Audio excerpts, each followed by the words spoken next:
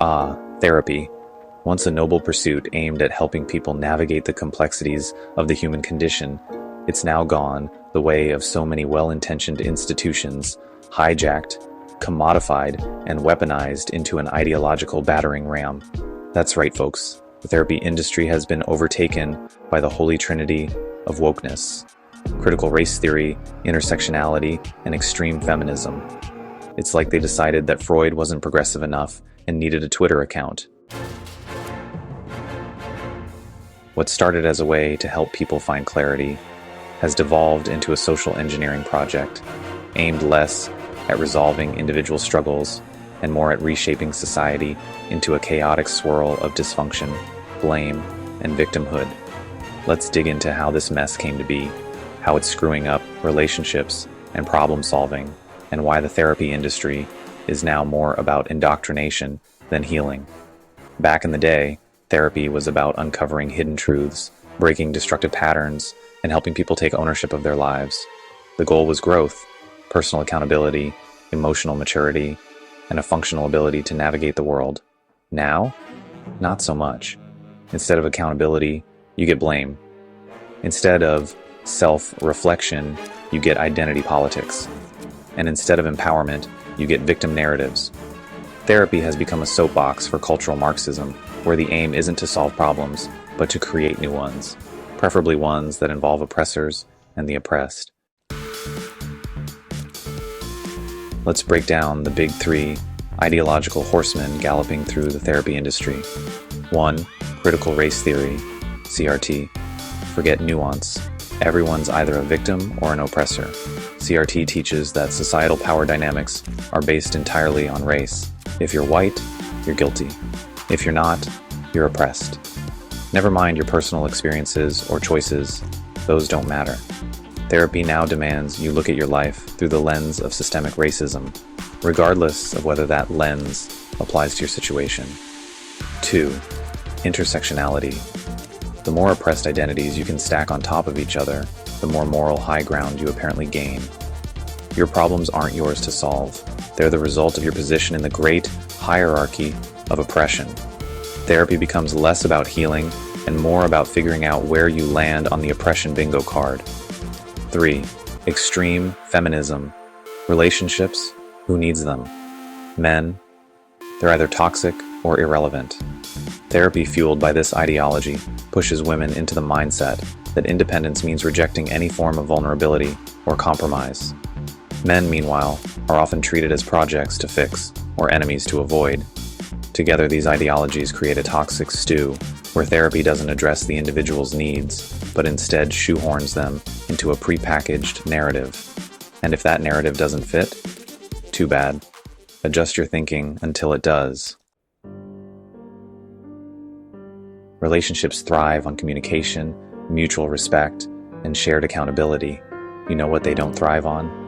Therapy that teaches people to see their partners as ideological enemies.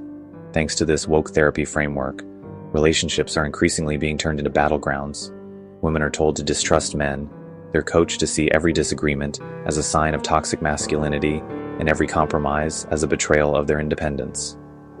Men are taught to constantly apologize for existing, mostly. Therapy for men often amounts to guilt trips disguised as self-awareness exercises. No one takes accountability, because why should they? Therapy now frames accountability as oppressive. Instead, blame is shifted to the system, patriarchy, or whatever ideological boogeyman is trending that week. This ideological indoctrination turns relationships into power struggles. Instead of building bridges, people are busy counting microaggressions and debating privilege points. Critical thinking requires you to step outside your own biases, consider multiple perspectives, and analyze facts objectively. Therapy, under the influence of CRT, intersectionality, and feminism, does the exact opposite. It trains people to view the world through a single lens. Victimhood. Here's how that wrecks your brain. Black and white thinking.